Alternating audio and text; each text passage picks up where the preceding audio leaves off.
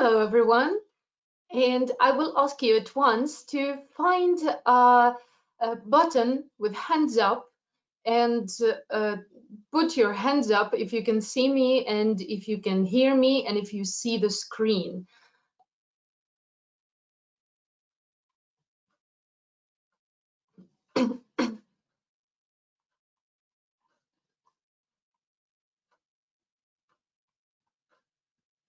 All right, I have a few hands up.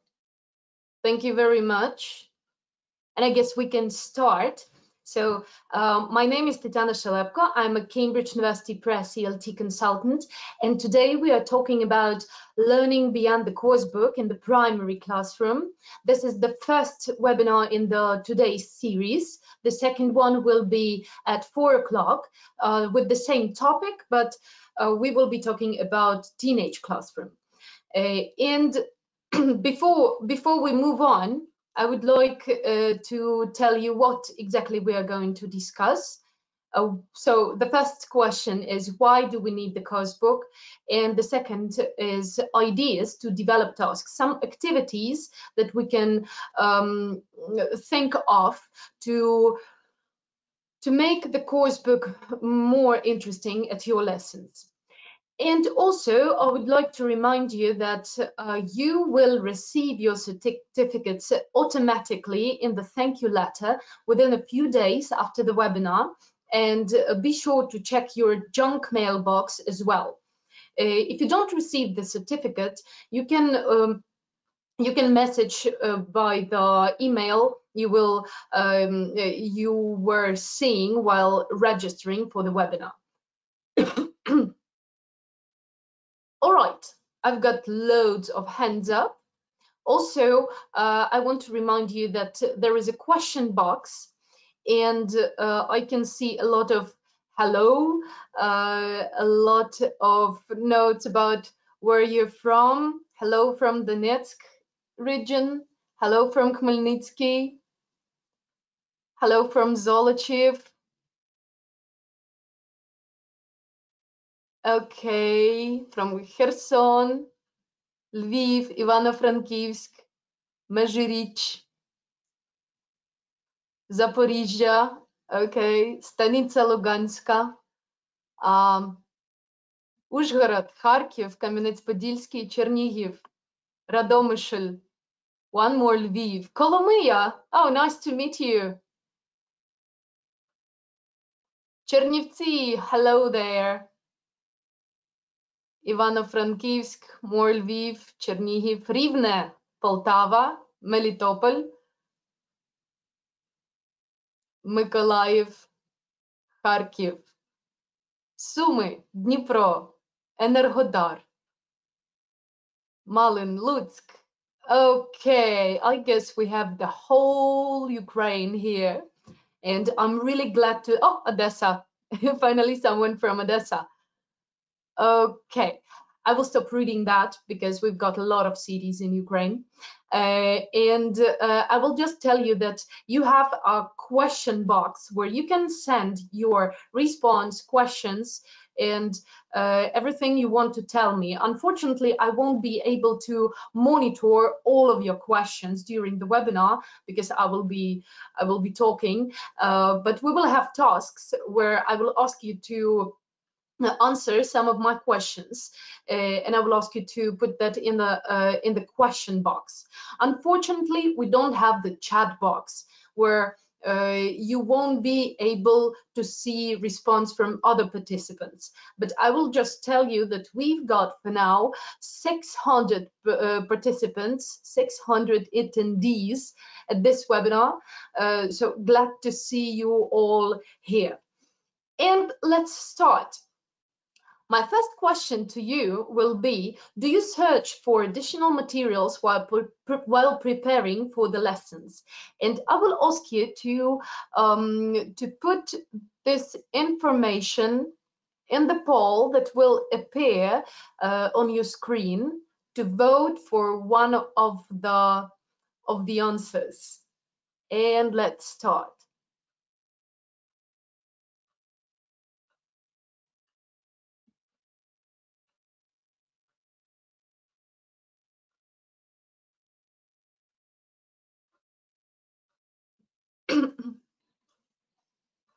All right, in 20 seconds of the voting period, we've got 20 people who voted. Okay, waiting a little bit more. Let's give it 1 minute.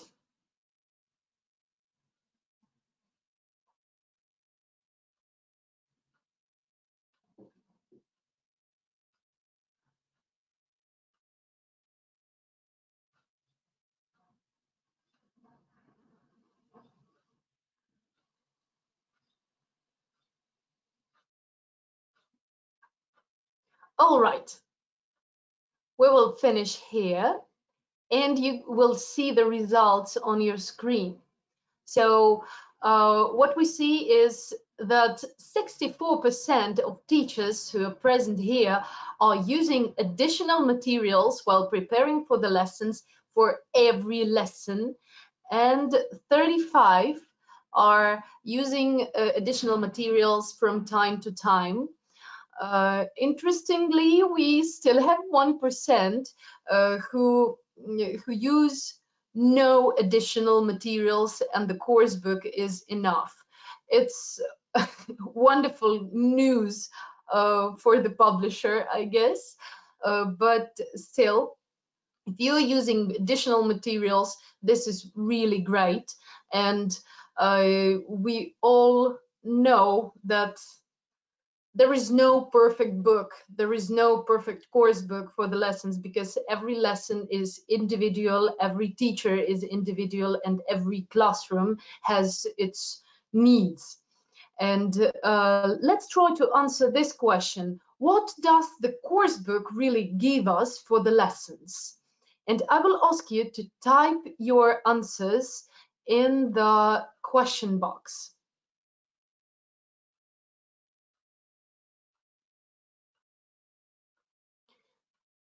So the question is, what does the course book give us? I've got the answer: structure, scheme, basic skills, the guidance, base for the lesson, basic plan, interesting tasks, ideas for the lesson, the body of the lesson, the system, the guidance. All right, that's main material. Lots of exercises. Okay, actually, I've heard everything I wanted to, and yes, what does it? It gives us the plan, the system, the curriculum. I call it lesson plan for each lesson. It gives us the structured grammar and lexical material, content, of course, within texts and visual materials, but I'm really happy that you all wrote that this is the basic plan of the lesson, because every course book is just the starting point to spark classroom activities, and it cannot be the only thing you're using at the lesson. And today we will be looking at some examples how you can extend the content and the structure of the lesson. We will be looking at Quick Minds 3 for Ukraine, the task from activity book, and it will be the reading time task. This is the new section we've developed in the Linguist Publishing House. And what do we do when we start the lesson, before we start the actual lesson? I've got this idea from Olha Madilus, my colleague from Cambridge University Press, a wonderful speaker, and hopefully she will be delivering one of the webinars for us as well later. Previously, we had the webinar with Anne Robinson, and this idea I took from Olha Madilus. So roll call, something we all do something we all remember from school, when the teacher tells the names and the students have to say, I'm here, that's me, or something like that. And you can see the picture present. What can we do with this? We can personalize this, I wouldn't say activity, but classroom management element. We can personalize it and turn it into a game. For example, we tell the name and we ask the student to name 3 animals. Another student, give me a number, any number from 1 to 10. Then what's your dog's name? And we can use questions like these using the material we've learned before. So I've heard recently, I was looking at one of the teachers groups on Facebook, and many teachers are complaining that their students in primary classrooms, their students learn the topic and then they work perfectly. They remember all the lexical material, all the grammar, but then when we go through 3 or 4 new topics and come back to this one, they don't remember anything. Especially they don't remember anything when it comes to moving from grade 1 to grade 2 and from grade 2 to grade 4, and teachers were really concerned about it.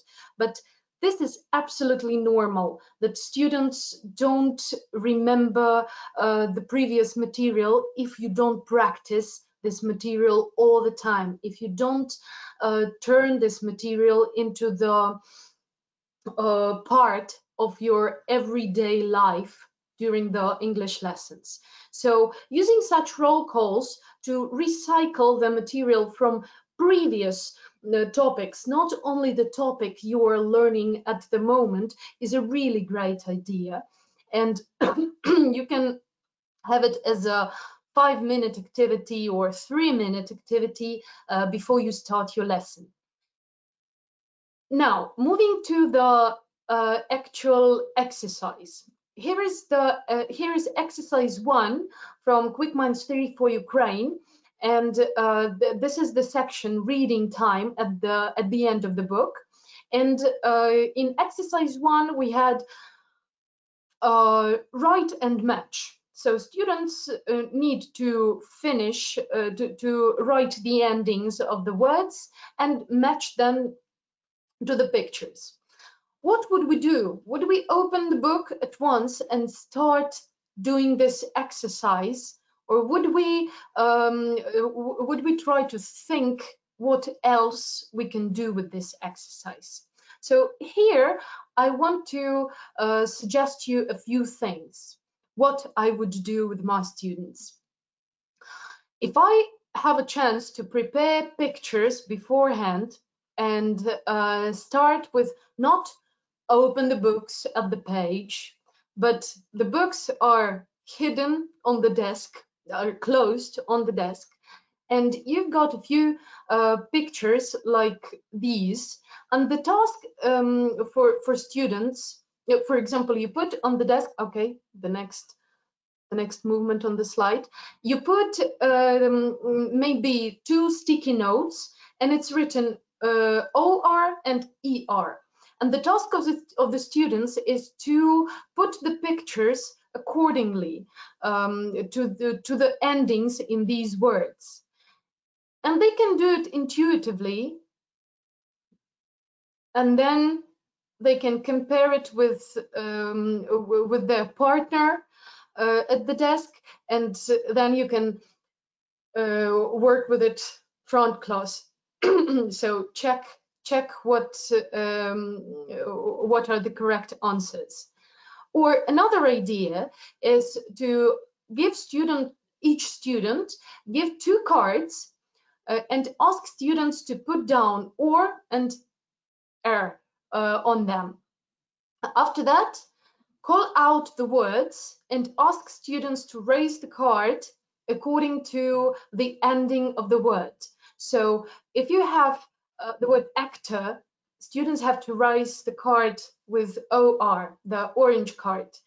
If you have teacher, then they raise the green card. And you can change the speed and the pace while you are doing this, and you actually turn it into a fun game for students. Another idea, which requires a lot of mess in the classroom, so you can stick cards on different walls in the class or in different corners, and put down the same endings, then divide students into teams by color. So there is a yellow team, there is an orange team. If you've got more students, there is a green or blue team.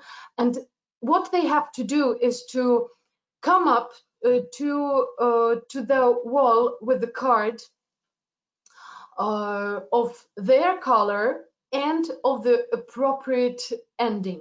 So you call out the words like, again, actor, and a group of students who have orange color are going to the card with an orange OR sign and stand there until you call out another word. If you have a little amount of students in your classroom, you can only make 2 teams. If you've got more, you can make groups of 3 or groups of 4.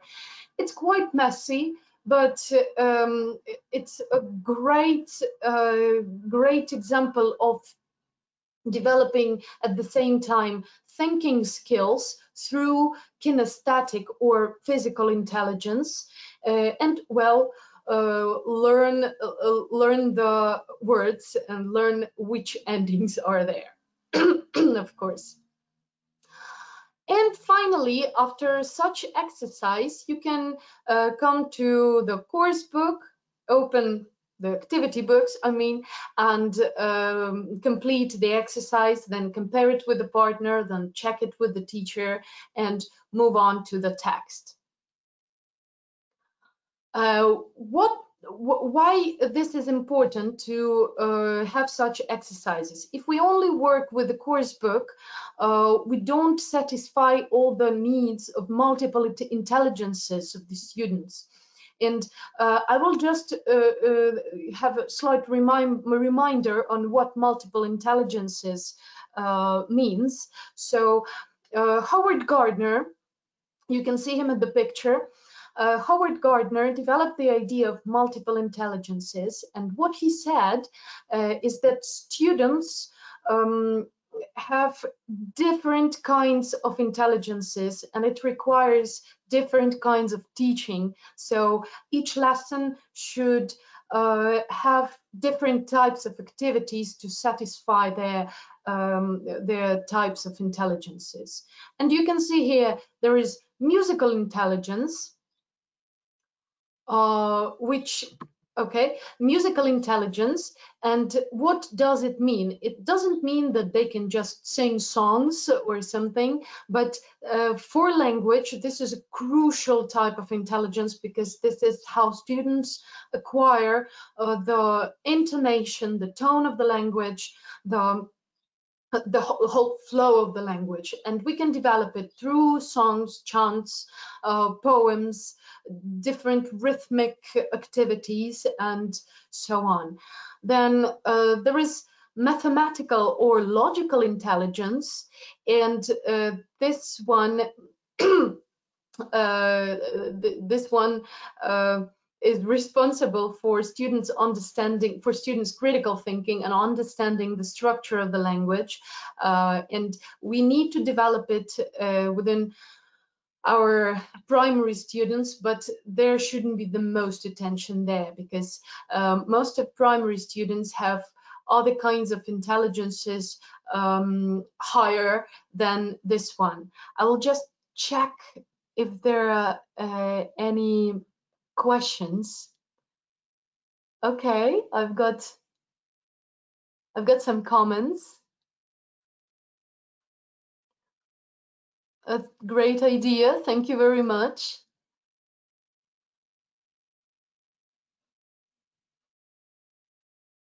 Okay.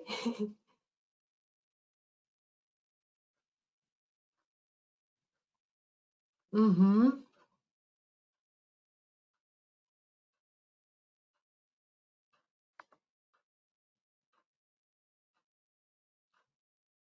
All right. I will move on. Oh, I've got we can use Lego. That's a great idea. Children adore math. Yeah, that's true. Total physical response. That's right. That is really important for students. I will move on with the intelligences. So this one stands for visual or spatial intelligence, and it is important for students to move and to see, have all the visuals which are possible, not only the course book, flashcards, realia during the lessons, and even personalized things, but something visual and something that they can see around them. Then natural intelligence, and we also call it biological intelligence, and this one we can develop during the lessons that are linked to environment, social responsibilities, but not much during English lessons. We can do it. Physical intelligence or kinesthetic intelligence. It's not only about total physical response, but also about touching things. Kinesthetic, when students can switch their attention from looking to touching something, and that's important to have some cards and different types of objects that students can examine. And of course, it is important to let them move as much as possible, because this is natural for kids. Linguistic intelligence, something the most important for our lessons. I will not stop on this one too much. Interpersonal intelligence, and that stands for all the collaborative tasks, all the group tasks, and all the communicative tasks. And it is important for students to have time when they can work together. And also this one stands for intrapersonal intelligence, and also have time to work alone, to work individually. So these activities should be balanced during the lesson as well. But since we are teaching language, there is more interpersonal intelligence development, and it should be more interpersonal development, because it's communication, it's collaboration, projects, and things like that. So they work on their social skills as well. Okay, moving on. Exercise 2. And here we have the text itself. The task is read the text, circle the words, and underline the or words. Before we go to this task, what else can we do? Should we start reading at once? Should we start reading the text properly and then underline the words? Or should we limit the time here? What I would do, I would start with the pre-reading task. I will go for some, and still they finished exercise 1, close the book, and work on some other activities. So I have here group brainstorming. I have here make a list of professions you know, find someone who, and your ideas. So group brainstorming, it can be which words will you meet in the text from exercise 1? Which words could you meet in the text?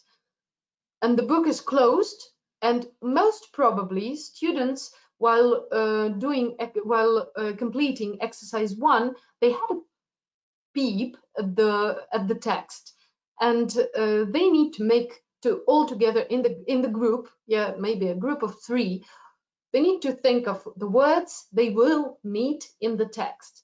Another one, make a list of professions you know.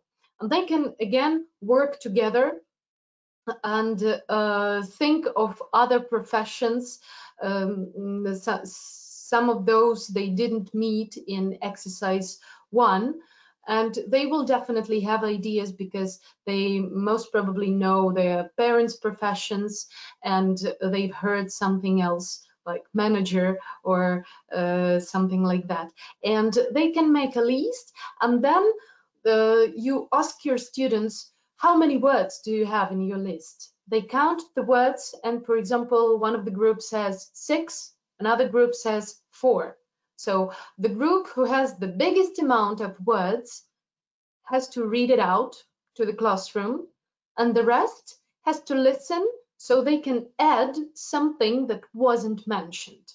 And in this case, you will let students listen actively to each other. Find someone who, what I meant here is find someone who maybe whose mom works at the same job as your mom, or things like that. And they need to think, okay, my father is a doctor, my mother is an actress. And then they ask some of the partners about their parents, and then they find someone who has the same thing, and you get the feedback from them. And I put the book here, so this task is done with the book closed. Then we come to the text.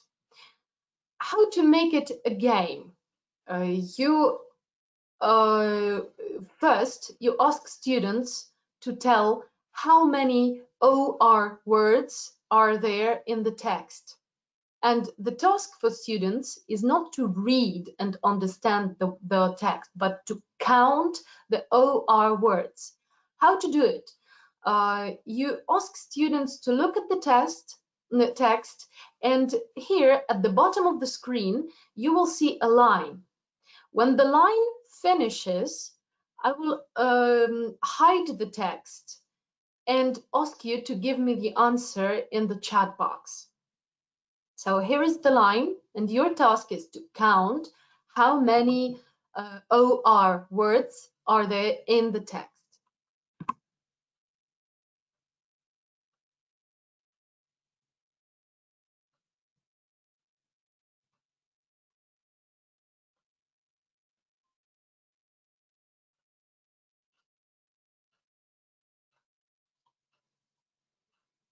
All right, time's up, and I will check your answers.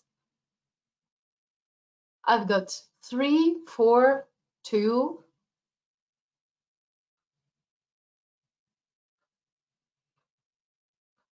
Okay, Helen, you've got the right answer.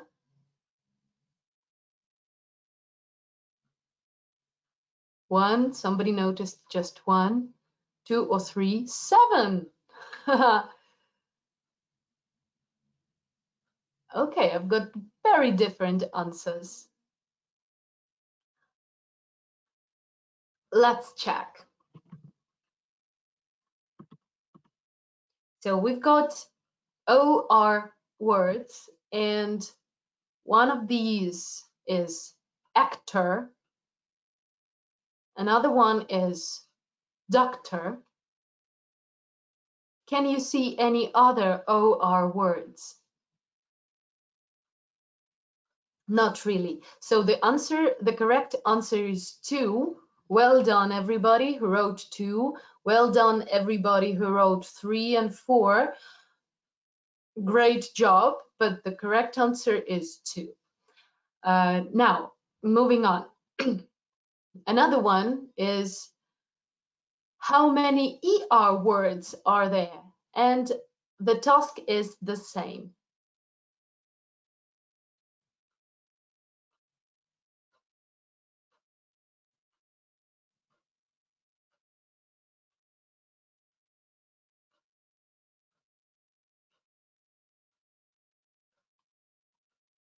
All right, time's up, and I will check your answers. How many ER words are there?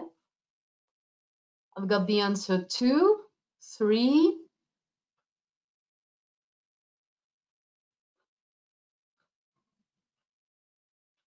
1, 3, 3, 3, 3, 3. Okay, yes, well done, everybody. The answer is actually 3. There is teacher, there is driver, and there is painter. Well done. Now, let's move on. Other thing, how many names are there?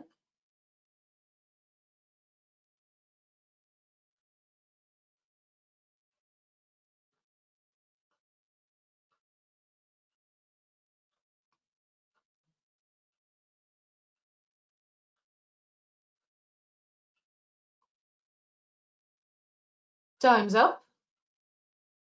Okay, let's see. How many names are there?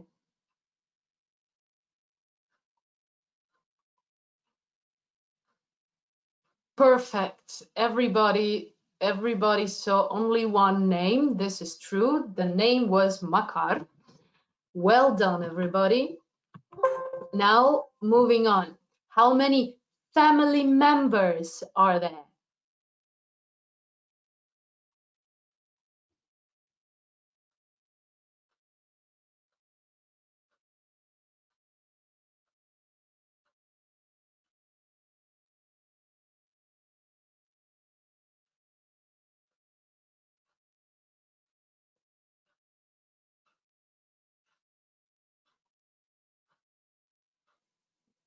Time's up. Let's see how many family members are there. We've got answers 3, 4, 5, 3, 4, 5. Okay. Okay, well done. 3, 4, 5. Let's look at the text and count. So, mom is here. Dad is here. Grandma, grandpa,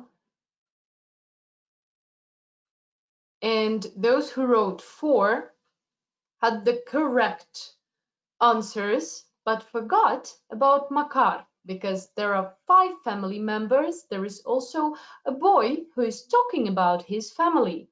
So the whole family here is 5 people. So well done, everybody. And you see, this task is not only to count, but also for some critical thinking, where students have to remember that, there is also a boy talking. And with this task, your answers, what I noticed in the chat box, that everybody had had very much faster answers and much more precise answers. Why? Because you got used to this pattern of not trying to read and understand the text, but to work on the task. Also, most probably you already know what the text is about, because you looked through it several times for different reasons, and you can say that there is a boy describing his family and professions in his family, and also what he wants to be in future, and so on. What other questions could you ask for this text? I've put the text on the screen, and can you type in the question box what other questions can be in for this text to look through?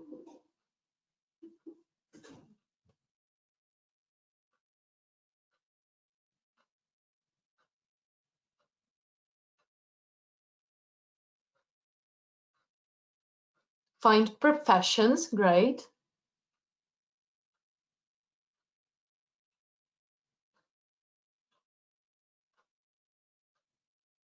jobs? How many pets has Makar got? Okay. How many pronouns are there? Not sure that students know exactly what to look for, but yeah. Hobbies, great. How many words with ache? Yeah, or regular verbs. That might be too difficult for the third grade. Illnesses, great. Colors, great.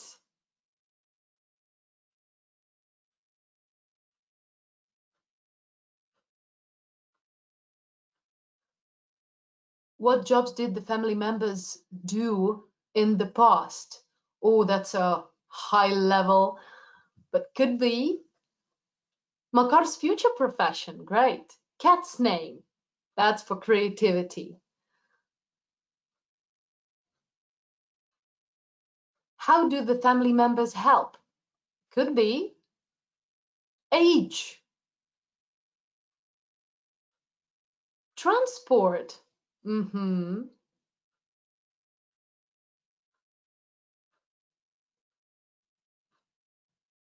Okay, I've got wonderful suggestions here. I might use some of them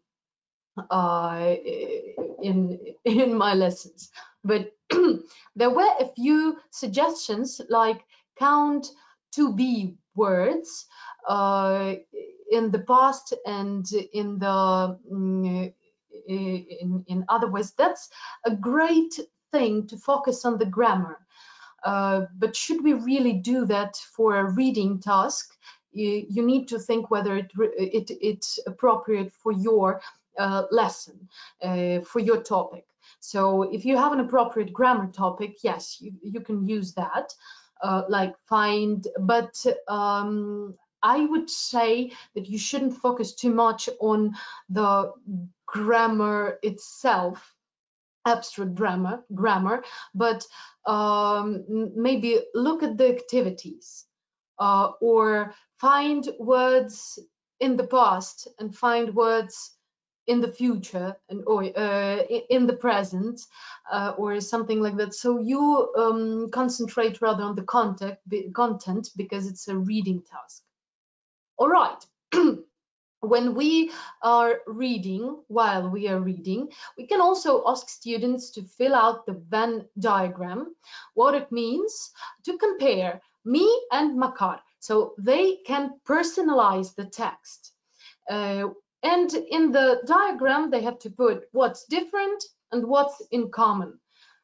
And you can tell them that this is free format. They can draw little pictures there, make signs, write just one word or even the whole sentence, whatever they wish. But it is important to note things, and it's not a dictation or something that will be checked, but to note ideas in the way they feel is most comfortable for students.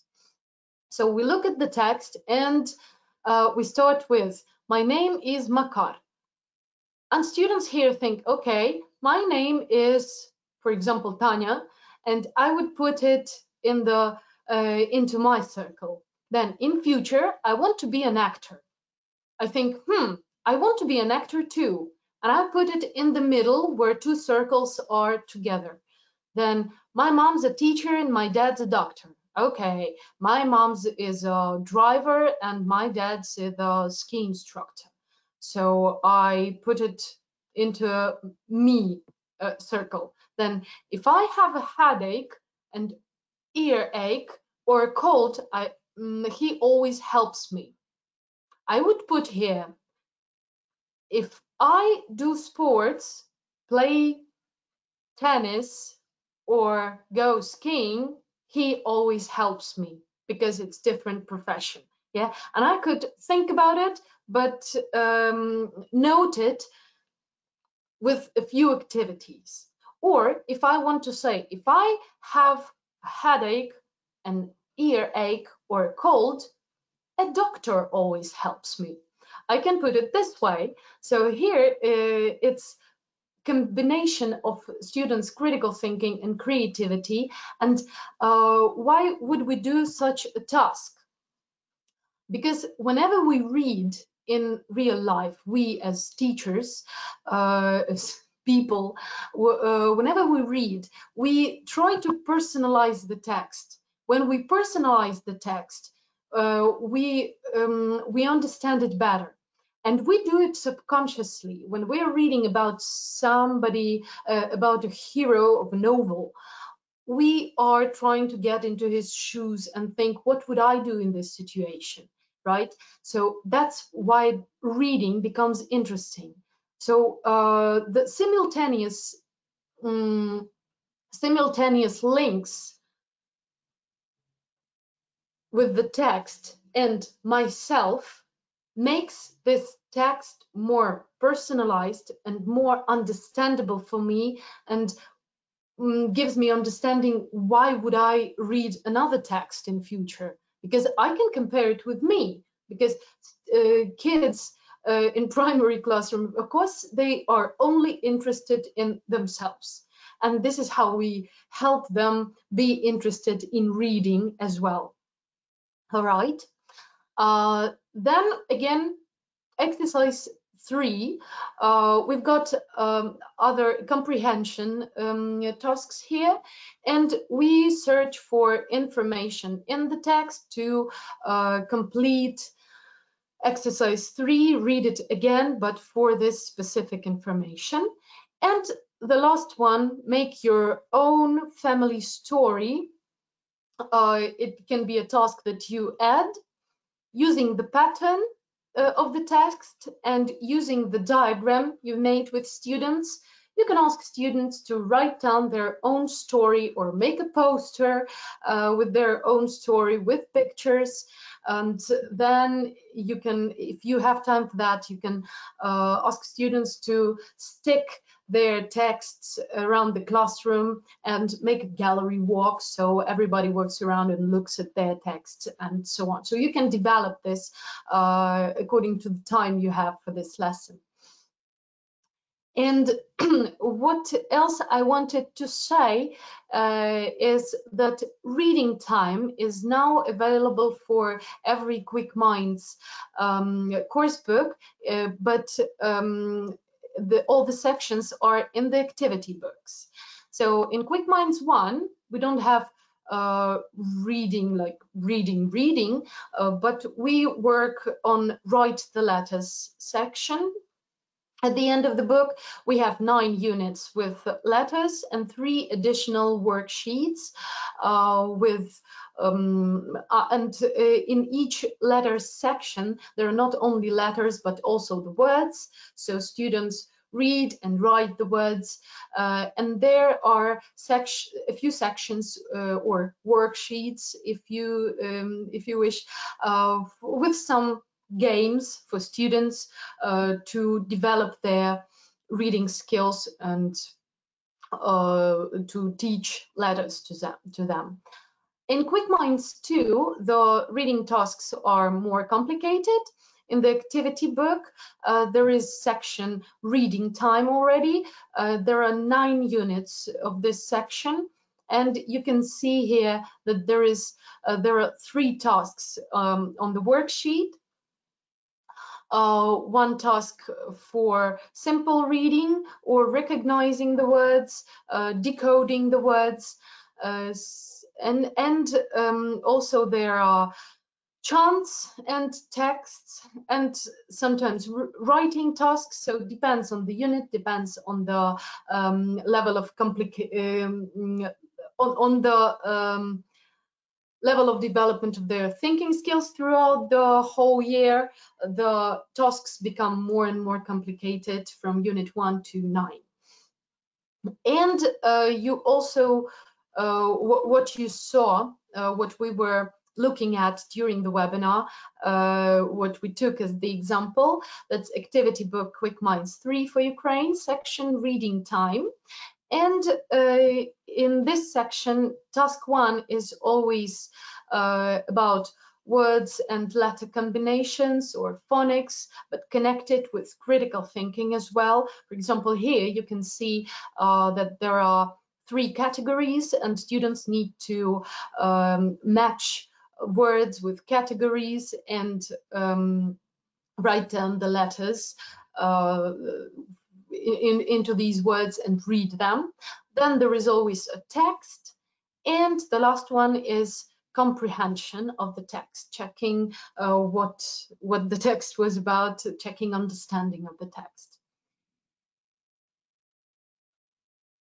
And to learn more about reading time with Quick Minds for Ukraine, you can go to publishing.linguist.ua website, find the contact details there as well, and to find out when exactly they will be available. You can check it all at Linguist website or Publishing Linguist website. Also, talking about what we're doing now for Quick Minds course is video lessons, which you can find as well at Publishing Linguist UA website and our YouTube channel. You can also use games, and you can see in the corner of the screen games for each unit at Quick Minds app, which you can also find at Publishing Linguist UA website. And there are also how to teach remotely guides for all the Cambridge courses, for all the Cambridge textbooks, and particularly for Quick Minds, which is translated into Ukrainian, all the tips and tricks for teachers, what to do with your students remotely. You can find it at cambridge.org website and Publishing Linguist UA website. And now it's time for questions. So I will go to the question box and see what do you have there. A lot of numbers with answering the questions. Okay.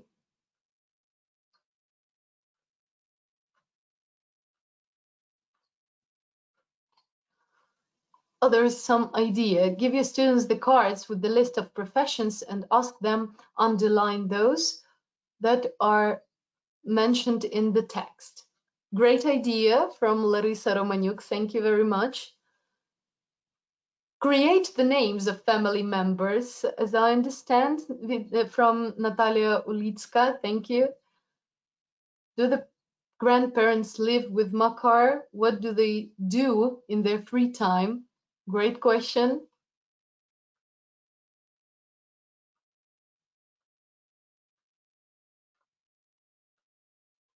Okay.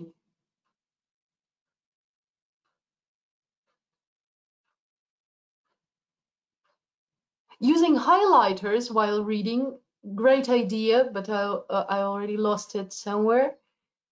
From Vita Kostereva. Thank you very much.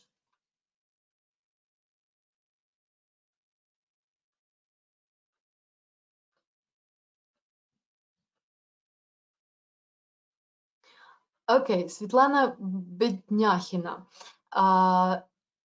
These ideas and tasks are great in this textbook, but let's imagine how can we use these materials in class where 26, 27 pupils, and they are all very talkative, creative, and hyperactive, and they don't like reading and have problems with reading, and they can't buy these books. Well, about buying the books, I'd say that's something to discuss with the parents, because, well, there are different conditions. We understand that. So it's up to you to understand what they do need, whether they need these books, and the price of the books is really low, so you can decide for yourself.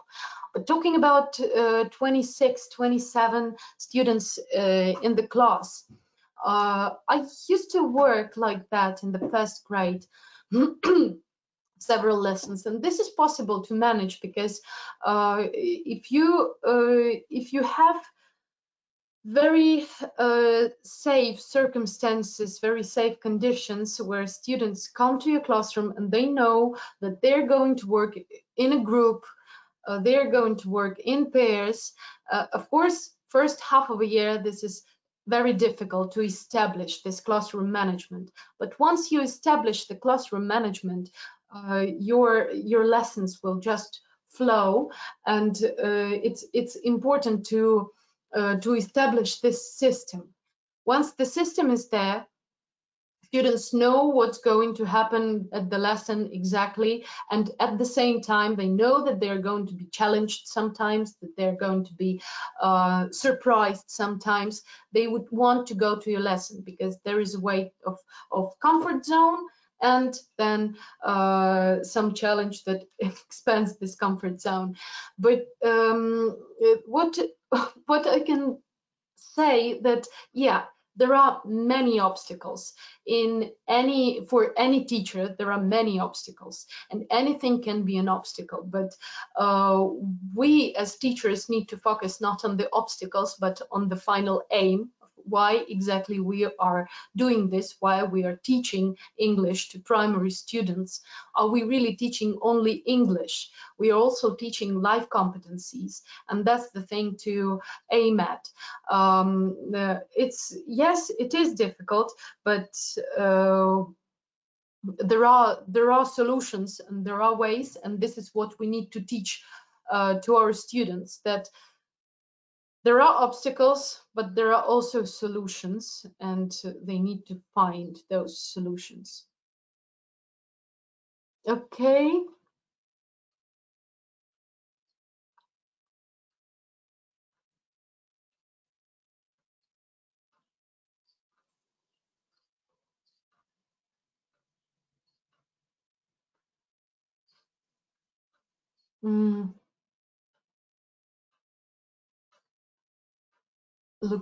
Looking for more questions. Thank you for the webinar. Thank you for taking part at the webinar. Will there be quick months 4 for pilot schools? Yes, there will be. There will be one more webinar in an hour. That's true for secondary.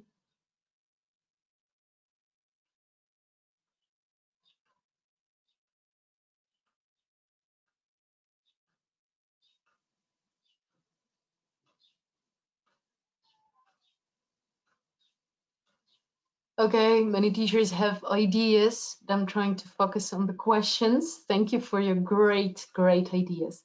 What do you mainly focus on while teaching grammar reading skills?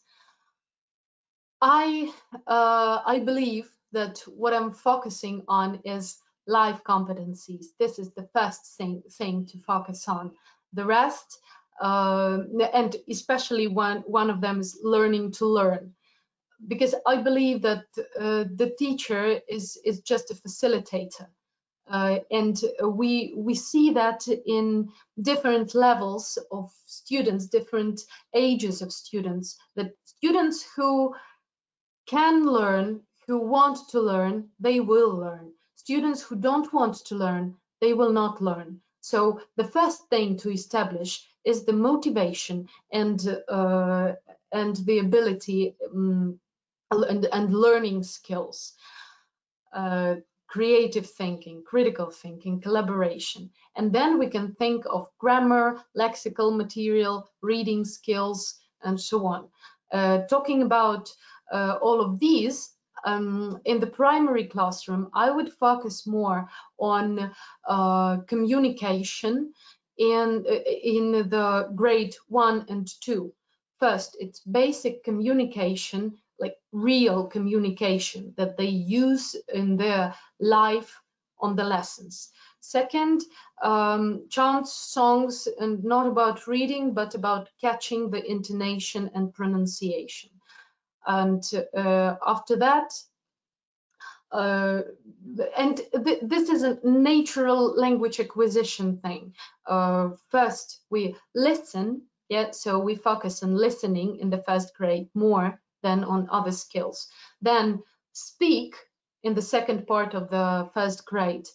Listening and speaking goes into balance. Then reading adds, then writing adds. So I would focus on the 4 skills, how to start from listening and go to writing, balance that in the by the end of the second form, and then in the third form work on it in a balanced way. I would never focus on the grammar if it's not the grammar presentation lesson.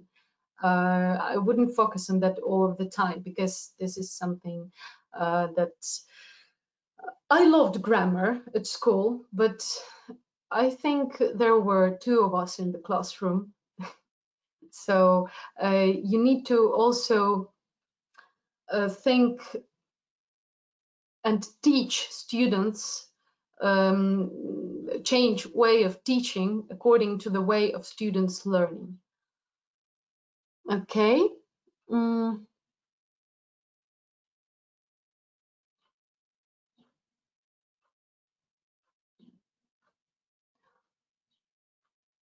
Where to find grammar for quick minds? I've sent you that one with the thank you letter, some samples for super grammar books.